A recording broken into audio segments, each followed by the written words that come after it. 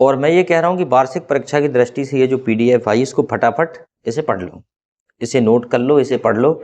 और नोट करने की तो ज़रूरत ही नहीं है क्योंकि नोट करने का समय तो चला गया, अब तो याद करने का और पढ़ने का समय है। तो ये जो PDF है इसमें 10th क्लास NCERT और CBSE का जो पाठ्यक्रम है उसके बहुत महत्वपूर्ण क्वेश्चन आंसर दिए गए हैं। अगर ये क्वेश्चन आंसर आपने पढ़ लिए तो मान के चलिए कि आपको परीक्षा में काफ़ी मदद मिलने वाली है, काफ़ी क्या पूरी मदद मिलने वाली है। अब होता क्या है, तुम लोग वो सब चीज़ें तो कर लेते हो, एप्लीकेशन लेटर ऐसे ये तो सब लिख लेते हो, लेकिन जब क्वेश्चन आंसर की बात आती है तो क्वेश्चन आंसर बहुत बड़ा भंडार है। समझ में नहीं आता कि कौन सा क्वेश्चन आंसर परीक्षा में आएगा, कौन सा क्वेश्चन परीक्षा में आ जाए। तो उसके लिए अगर आप इस PDF में से कुछ इंपॉर्टेंट क्वेश्चन पढ़ लोगे तो यही आएंगे परीक्षा में संभावित। ठीक है, तो चलो देखते हैं। जैसे कि हमारा जो पहला लेसन है फर्स्ट फ्लाइट, अच्छा इसमें मैं सारे बताऊंगा लगभग आपको, अभी हम इसको फोकस कर रहे हैं। तो पहला लेसन हमारा फर्स्ट फ्लाइट, ठीक है। फर्स्ट फ्लाइट से कौन सा है, लेटर टू गॉड। हमारी फर्स्ट फ्लाइट का पहला लेसन कौन सा है, आ लेटर टू गॉड। 10वीं का यही है ना। हमारी दो किताबें हैं, दो बुक्स हैं हमारी, एक तो है फर्स्ट फ्लाइट और दूसरी कौन सी, फुटप्रिंट विदाउट फीट। मुझे लगा तुम्हें किताब के नाम भी नहीं पता इसलिए, चलो ठीक है। तो कहानी ऐसी है कि एक लेंचो नाम का आदमी है, उसकी फसल नष्ट हो जाती तो भगवान को पत्र लिखता है, उस पर से है। तो अब तुम्हें समझ में आएगा पढ़ने में, चूंकि तुम्हारा पढ़ा हुआ होता तो कोई बात ही नहीं थी।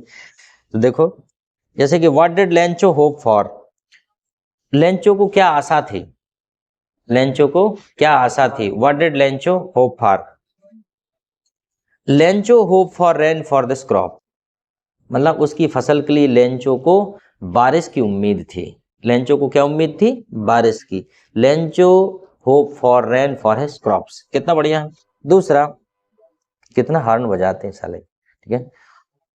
व्हाई डिड लेंचो से the rain drops were like new coin, why did Lencho से, लेंचो ऐसा क्यों कहता है कि रेन ड्रॉप जो है बारिश की बूंदें एक सिक्के हैं उसके लिए, सिक्के की तरह है। तो आंसर है Lencho said the rain drops were like a coins because the rain drops would bring him the price of crop, मतलब जो बारिश की बूंदें हैं उसके लिए, उसकी फसल के लिए एक प्रकार की प्राइस, उसकी कीमत लेके आएंगे। जैसे फसल तैयार है पकने के लिए लेकिन और पानी की आवश्यकता हो, सही टाइम पे और पानी मिल जाए फसल को तो और अच्छी फसल हो जाएगी। अब अपने यहाँ तो पानी हम ट्यूबवेल से करते हैं, लेकिन कहीं कहीं प्राकृतिक खेती है, पहाड़ी इलाके में खेती प्राकृतिक है, वहाँ पे ट्यूबवेल नल नहीं होते, हैंडपंप या वेल्स, वहाँ पे तो पानी प्रकृति पे निर्भर करता है। पानी गिर गया तो फसल अच्छी होगी, नहीं गिरा तो कोई बात नहीं, ये चीज है।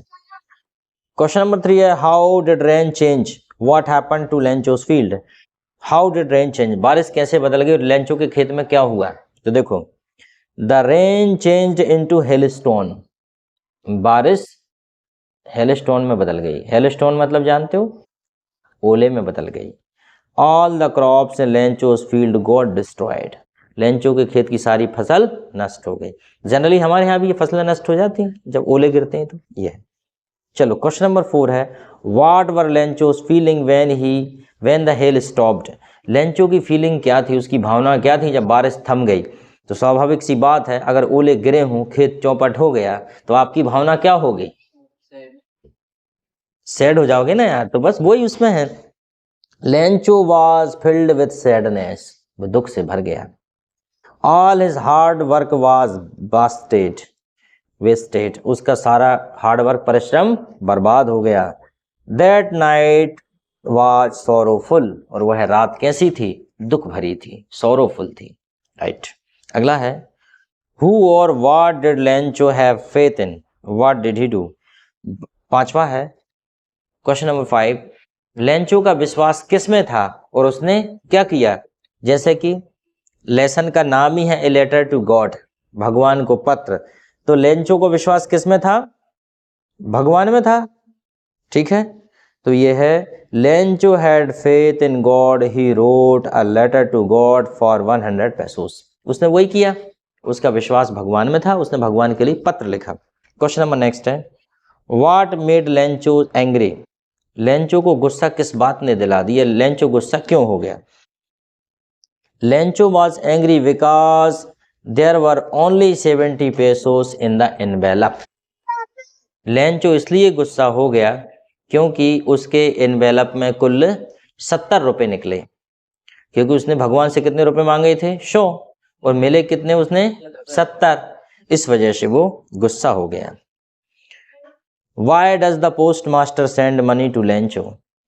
Why does the postmaster? Postmaster ने लेंचो को पैसे क्यों भेजे? Why does he sign the letter God? और उसने लेटर में गॉड सिग्नेचर क्यों किए, क्यों लिखा God? The postmaster send money to Lencho and sign the letter God because he does not want to shake लेंचो's faith in God. क्योंकि वह Lencho का विश्वास नहीं तोड़ना चाहता था। मान लो तुम भगवान को पत्र लिखो और तुम्हारा पत्र वापस आ जाए और उसमें लिखने वाले का नाम लिखे प्रेषक गॉड, तो तुम्हें क्या लगेगा? वाह यार, भगवान ने पत्र भेज दिया। जबकि हुआ क्या था?